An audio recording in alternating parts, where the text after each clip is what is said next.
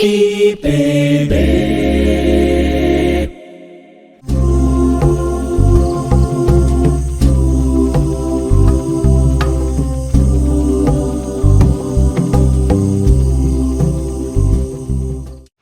Meus irmãos, eu quero saudar a todos no nome que está acima de todo nome, o nome do nosso Senhor Jesus. Amém? Quando o coro terminou de cantar, eu disse aqui, podia continuar, viu? Tava muito lindo. Eu quero trazer o abraço fraterno da Primeira Igreja Presbiteriana do Recife e abraçar o coro. Que bênção de perseverança, 90 anos. Parabéns a vocês que dão continuidade a essa obra. Deus abençoe a Igreja Presbiteriana da Boa Vista. Tive a alegria de rever pessoas muito queridas, pessoas do meu coração, que estão aqui nessa noite. Deus abençoe a cada um, abençoe essa igreja. Essa igreja é uma igreja histórica, de tanta importância. Muitos daqui não sabem, mas quando nós chegamos no seminário, eu nem vou dizer quando para não entregar a minha idade, viu? Mas quando chegamos no seminário, a SAF dessa igreja, muito atuante, nos presenteou a todos, e a nossa turma naquele ano foi uma turma grande no seminário, com um livro de História da Igreja, de Walker. Eram 2 volumes, seminarista não tinha dinheiro, você sabe, né? E foi um presente valioso que nos ajudou muito, tanto como estudantes e depois no ministério também. E estive algumas vezes aqui na Igreja da Boa Vista, ainda quando seminarista, depois como pastor pregando, e é um prazer estar aqui. Eu queria aproveitar esse momento de celebração, de gratidão, quando o coro celebra os seus 90 anos, para falar sobre o que a Bíblia diz a respeito da música na igreja, mas enfatizar especialmente um culto a Deus, um culto teocêntrico. Então queria ler 2 textos, inclusive um deles já foi lido pelo presbítero Francisco, mas eu vou reler. Eu queria convidá-lo a abrir a Bíblia então. O primeiro está em Efésios, capítulo 5, versos 18 e 19. Efésios, capítulo 5, versos 18 e 19.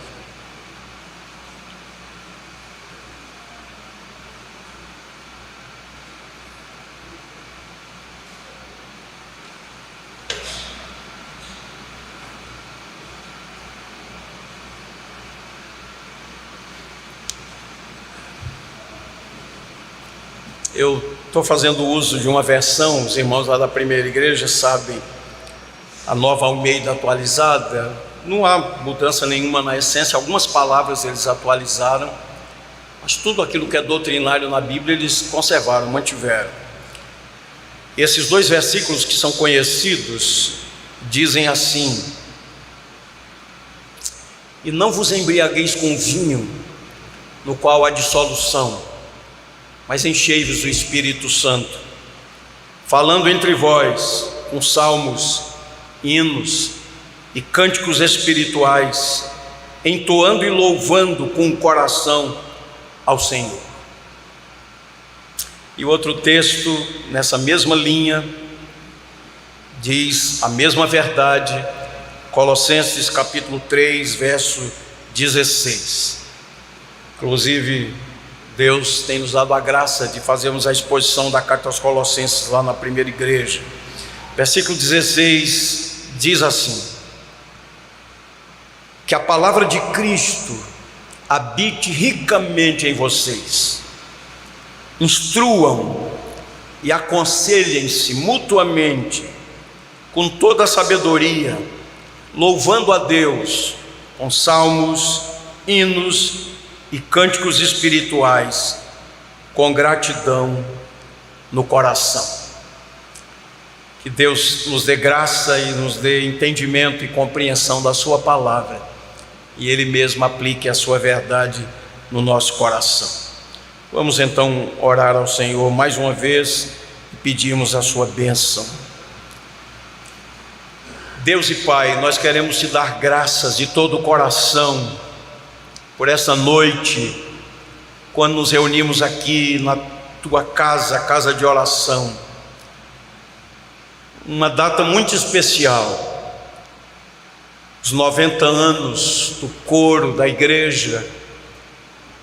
Te bendizemos por esses anos de perseverança, de ministério, de dedicação, e que a tua bênção continue sobre esse coro até a volta do Senhor Jesus. O Senhor abençoe a igreja da Boa Vista, que é uma igreja histórica que marcou tantas gerações. O Senhor abençoe essa igreja, abençoe o pastor Lúcio, conselho da igreja, junta diaconal, os departamentos, ministérios. Ó Deus, que essa igreja seja cheia do Espírito Santo e viva para o louvor da tua glória, que ela seja referência. E agora, quando lemos a tua palavra, nós rogamos o teu favor, nós carecemos da iluminação do Espírito Santo, nós carecemos da direção do Senhor, da instrução do Senhor, e nós rogamos a tua bênção em nome de Jesus. Amém e amém. Meus queridos irmãos, espero que todos estejam atentos à exposição da palavra de Deus. Essas duas epístolas escritas pelo apóstolo Paulo aos Efésios e aos Colossenses foram escritas na mesma época, quando Paulo estava em Roma, na sua primeira prisão. Quando eu leio essas cartas de Paulo, e ele teve a oportunidade de escrever 4 cartas da prisão, Efésios, Filipenses, Colossenses e Filemon, eu gosto de pensar na providência de Deus, porque essa é uma doutrina que me é muito cara, ela me traz muito conforto. Há um Deus que está no trono, que conduz a história, tudo faz para o louvor da sua glória, e em sua bondade graciosa, Ele faz com que todas as coisas cooperem juntamente para o bem daqueles que o amam. Queridos, às vezes nós não compreendemos, às vezes murmuramos, às vezes nós questionamos, nós não entendemos porque determinadas situações, determinadas coisas nos acontecem, mas que Deus nos dê a graça de entendermos a providência de Deus. Vejam, Paulo tinha um projeto. Paulo era um homem organizado, um homem visionário, um homem cheio do Espírito, apaixonado pelo Senhor Jesus, tinha o compromisso de anunciar o Evangelho toda parte, e como ele já havia pregado em uma vasta região, toda a bacia do Mediterrâneo já havia sido alcançada pelo Evangelho da Graça, o desejo de Paulo agora era avançar e pregar onde Cristo não tinha sido ainda anunciado. Ele era um desbravador, e então no seu projeto, no seu plano, ele pensou em ir a Roma. Ele não conhecia a igreja em Roma, mas ele escreveu a carta aos romanos na terceira viagem missionária, quando ele estava em Éfeso.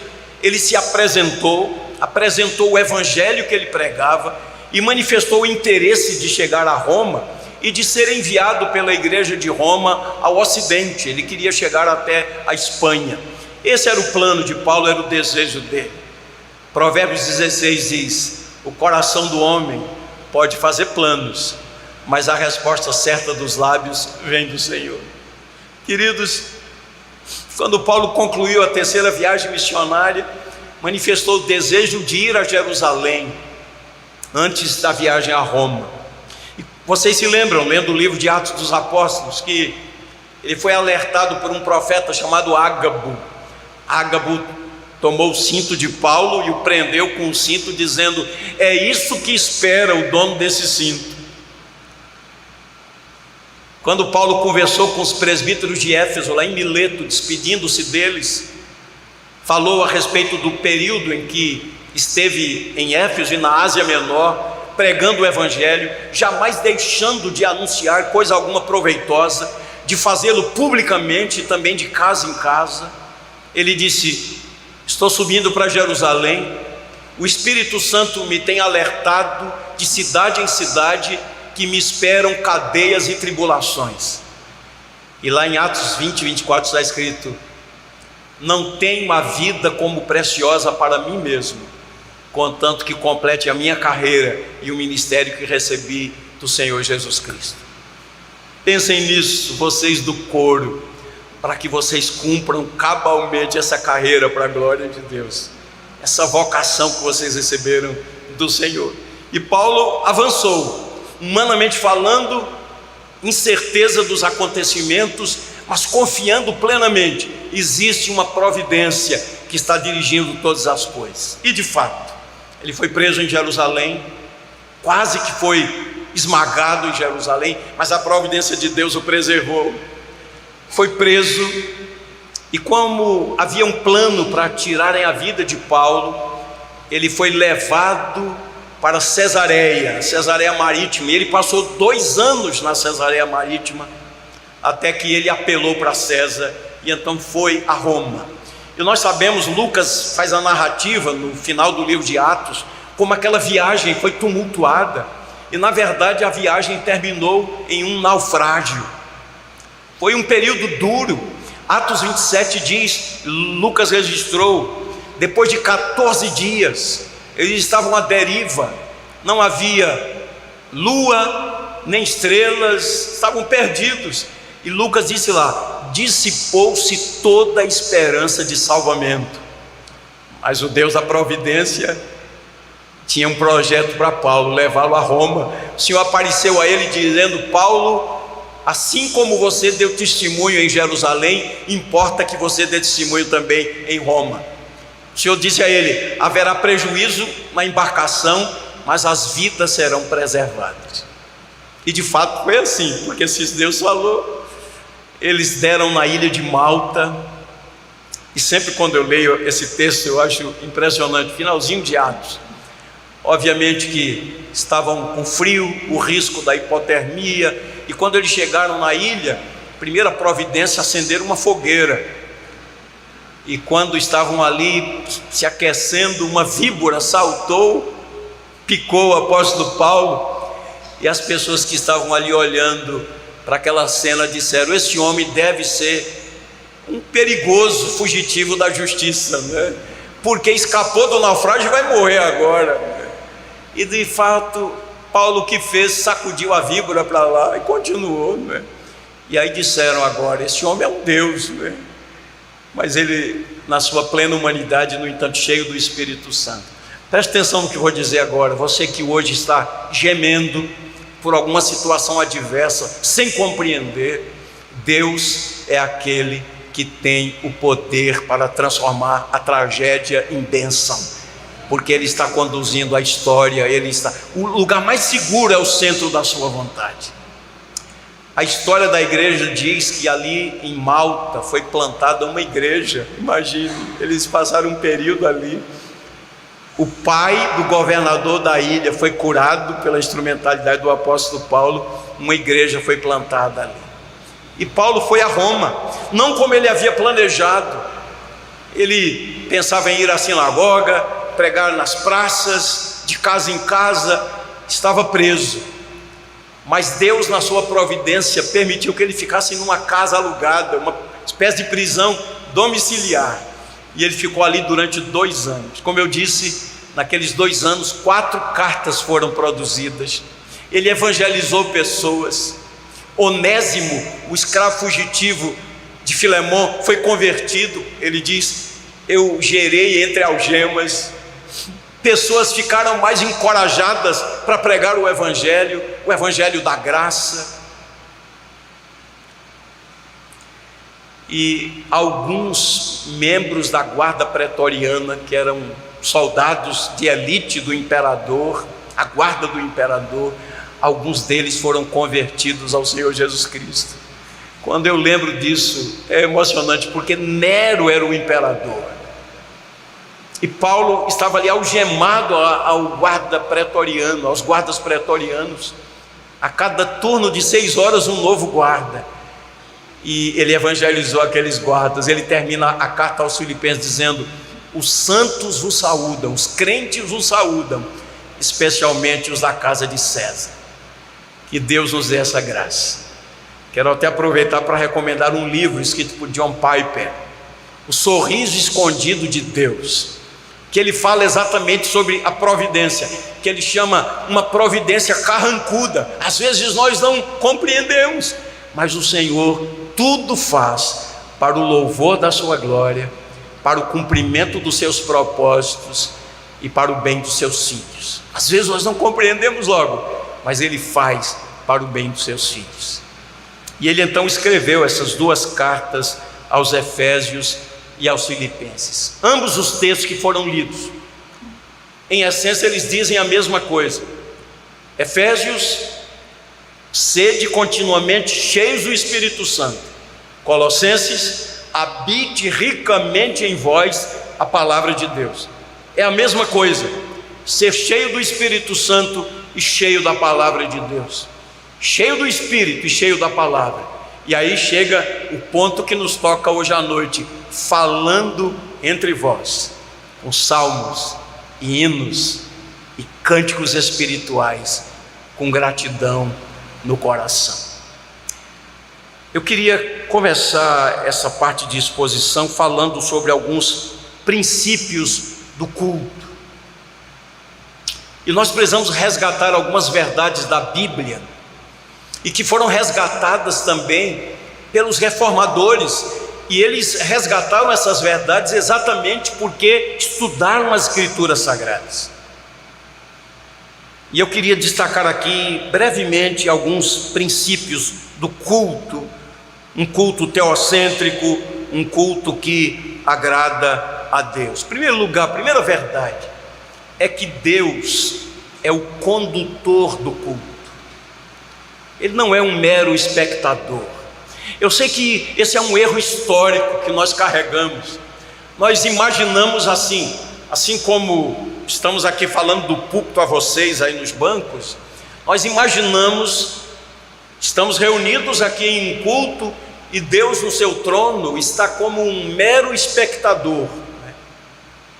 Na verdade, queridos irmãos, Ele é o condutor do culto. Ele nos convocou, e quando nós cultuamos a Deus, nós estamos respondendo a Ele em obediência.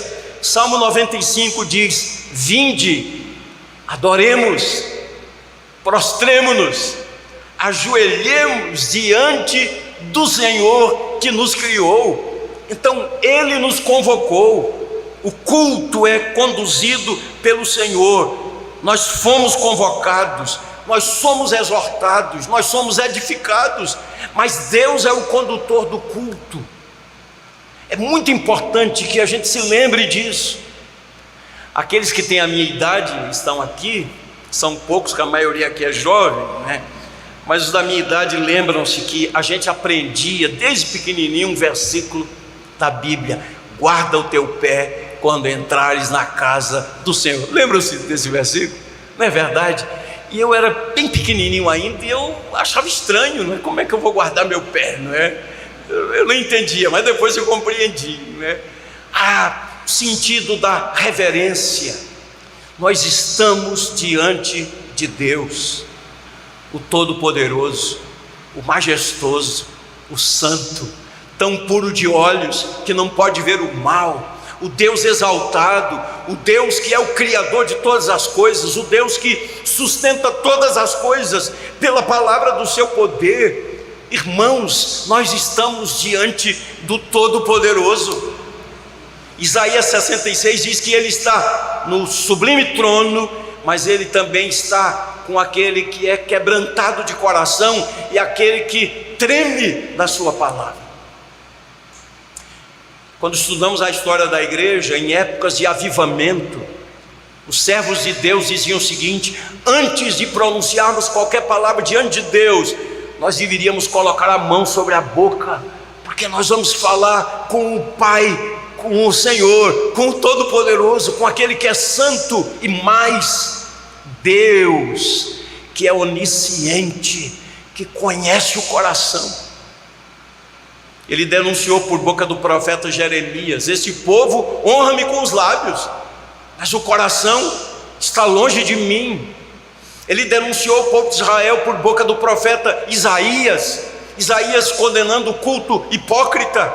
É impressionante aquele capítulo 1 de Isaías. O povo estava presente, o povo era litúrgico, obedecia ao calendário, havia uma estrutura de culto, havia sacrifícios, havia orações. E o Senhor disse por boca do profeta: quem vos requereu só pisardes nos meus átrios? Eu não posso suportar iniquidade associada ao ajuntamento solene. Quando vocês levantam as mãos e multiplicam as orações, não posso ouvi-los, porque suas mãos estão manchadas de sangue. Mas Ele é o Deus da graça. Lavai-vos, purificai-vos. Deus é o condutor, Ele nos convoca, e nós devemos atender, e nós devemos obedecer à convocação de Deus. Segundo princípio que eu queria destacar no culto, é o culto como um diálogo. Porque todo culto, e vocês viram quantos textos bíblicos foram lidos, todo culto precisa ser conduzido pela verdade da palavra de Deus. Então um culto é um diálogo. Deus fala e nós respondemos. Deus nos convoca e nós adoramos. Deus nos convoca e nós louvamos. A lei de Deus é lida e nós confessamos os nossos pecados. A palavra de Deus é pregada, é exposta e nós respondemos a Ele em obediência. A palavra de Deus é falada e nós nos dedicamos ao Senhor, nos consagramos ao Senhor. Então, queridos, culto é diálogo. Por isso nós precisamos resgatar a reverência. Nós precisamos ser pontuais, assíduos, participativos. Nós não podemos fazer como isso é feito aqui na Guedes da Boa Vista. Ninguém faz isso, só por aí, em outros lugares, né? Na hora da oração, vou sair para fazer alguma coisa. Não, a não ser numa emergência mesmo, e é claro que é compreensível, né? Na hora do culto, chega lá uma mensagem do WhatsApp, não sei o que, Instagram, e não, culto é culto. A pessoa central é Deus. Não é um entretenimento, é um momento solene, é um diálogo. Deus fala e nós respondemos. Deus fala e nós cantamos. O coro canta em obediência à palavra de Deus, em resposta à palavra de Deus. Outro princípio, um culto centrado em Deus, um culto teocêntrico, um culto de adoração, ele une simplicidade e transcendência. Simplicidade porque promove a compreensão, precisa ser numa linguagem compreensiva. Transcendência porque toca nossas emoções também. Quando nós ouvimos músicas tão lindas como essas, nós ficamos emocionados. Não há como não dar glória a Deus e louvar a Deus. Ficamos emocionados quando a lei de Deus é falada. Nós reconhecemos nossa pecaminosidade, isso toca o nosso coração. Intimidade e temor do Senhor. Intimidade porque nós podemos nos dirigir a Ele como o nosso Pai. Intimidade, mas temor, porque Ele é o nosso Pai que está nos céus. Ele é um Deus pessoal, Ele é o nosso Pai. Em Cristo Jesus nós temos comunhão com Ele, mas Ele está acima de nós. Ele é o Todo-Poderoso. Lembram-se quando Deus chamou Moisés? Tira as sandálias dos pés, porque a terra onde estás é terra santa. Que Deus nos dê essa graça do resgate e nos dê a graça de voltarmos a dizer: alegrei-me quando me disseram, vamos à casa do Senhor. E para tanto, nós precisamos nos preparar para o culto. Olha, dificilmente a gente cultua a Deus com todo vigor se a gente entra no sábado à noite, na madrugada do domingo, numa maratona de Netflix ou coisa parecida. Se a gente fica navegando na internet até a madrugada do domingo, dificilmente a gente se levantará com disposição para a casa de Deus. Então, culto requer preparação. Os antigos nos ensinaram muitas coisas. A roupa do domingo era preparada no dia anterior, lembram-se disso? Tudo passadinha, arrumadinha. Deus me deu a graça de uma mãe piedosa e temente a Deus, e nós, muito simples e não tínhamos muitos recursos, mas ela nos ensinou assim: a melhor roupa é para a casa de Deus. Para dar uma oferta, nunca um dinheiro velho, lembra-se disso? Né? Dinheiro novinho, para dar oferta, porque o que é que os nossos queridos estavam nos ensinando? O melhor para Deus, a prioridade para Deus. Podia ser uma roupinha simples, mas limpinha, né? Porque vou me apresentar diante de Deus. Queridos, simplicidade e transcendência, compreensão e emoção, intimidade e temor. Outro princípio, um culto como aglutinador de gerações. O culto a Deus deve ser oferecido pelas crianças, adolescentes, jovens, adultos, os idosos, o povo de Deus, todos juntos. Aglutinador de gerações. Um culto permeado pela palavra de Deus. Nós precisamos ler no culto constantemente porções do Antigo, do Novo Testamento, trechos da lei, trechos dos evangelhos. Nós precisamos cantar as Escrituras. Eu não estou defendendo aqui uma salmodia exclusiva, mas é muito bom cantar, e eu vou falar daqui a pouco sobre isso, textos bíblicos, porções bíblicas, mas canções que sejam fundamentadas na palavra de Deus, no Evangelho do Senhor. A nossa confissão de fé de Westminster, capítulo 21, diz assim: o modo aceitável de adorar o verdadeiro Deus é instituído por Ele mesmo e tão limitado pela sua vontade revelada, que não deve ser adorado segundo as imaginações e invenções dos homens. Ou seja, adorar apenas segundo aquilo que a Bíblia ordena e suprimir toda e qualquer invenção humana. E aí, queridos, nós chegamos aos nossos dois textos, Efésios 5, 18 e 19 e Colossenses 3 e 16. O que esses versículos ensinam sobre a música na igreja? E eu espero que todos vocês do coro, ao ouvirem essa palavra, vocês estejam cada vez mais motivados. Que Deus abençoe vocês e dedicados para a glória de Deus, porque o que vocês estão fazendo tem fundamentação bíblica. A igreja também, toda a igreja, quando se reunir novamente para cultuar a Deus, que tem essas verdades no coração.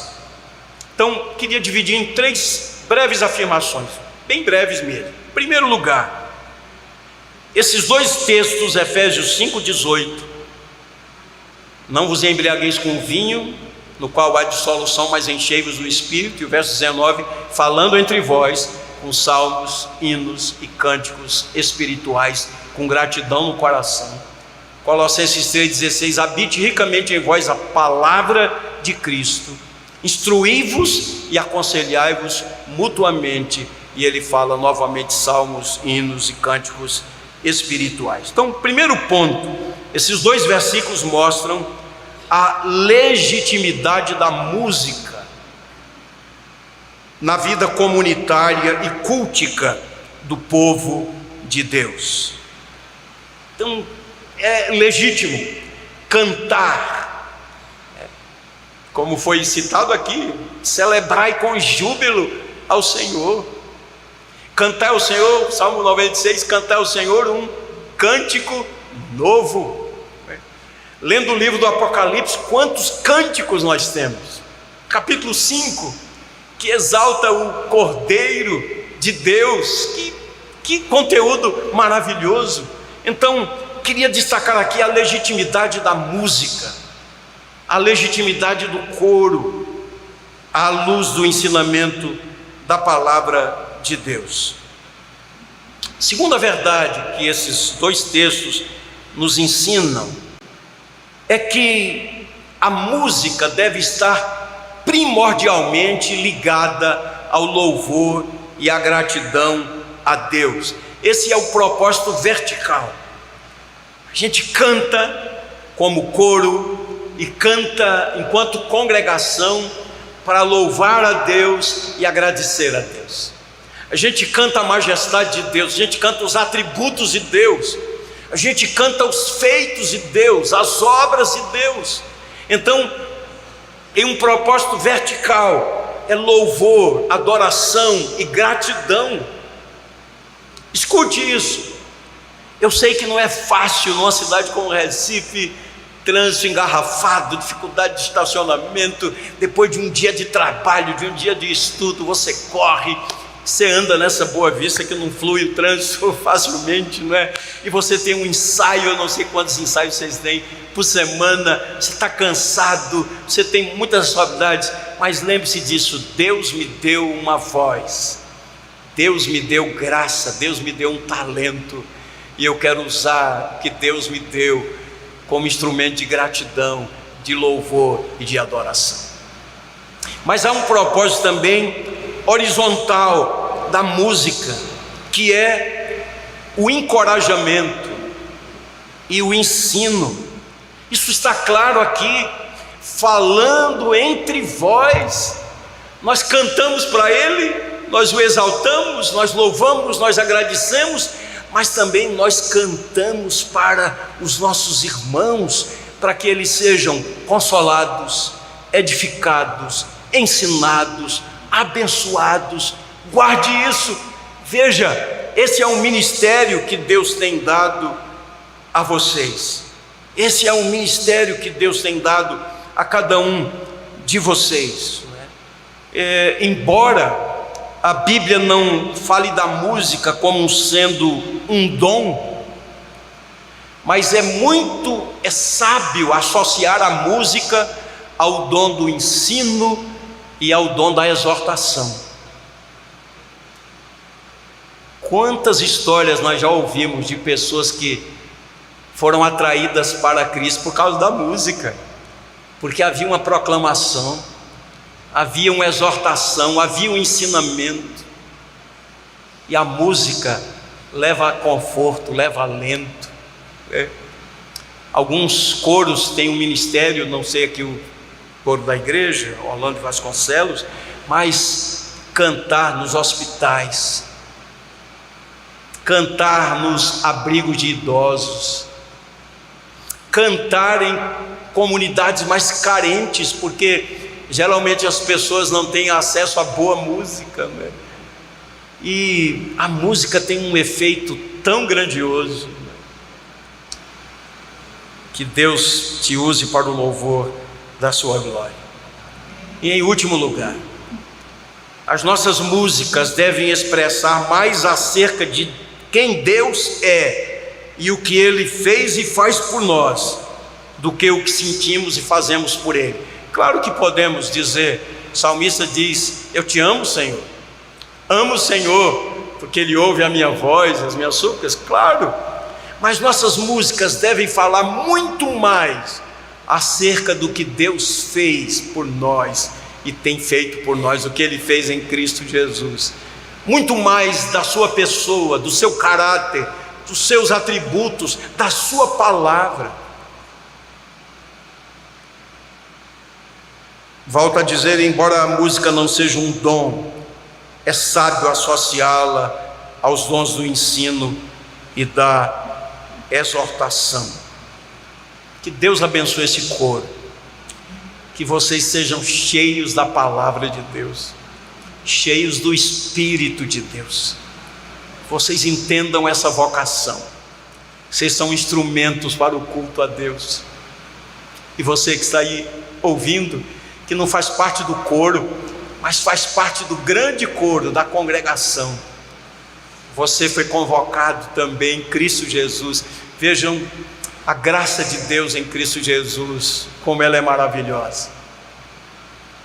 Um servo de Deus, século XVI, Turretini, ele diz, escrevendo a respeito do tríplice ofício de Cristo, profeta, sacerdote e rei, ele diz que Jesus, no seu tríplice ofício, nos libertou do nosso tríplice estado de miséria, nos livrou da nossa ignorância, porque ele é o profeta, ele é o verbo, ele é a palavra de Deus, ele é a revelação última de Deus, profeta.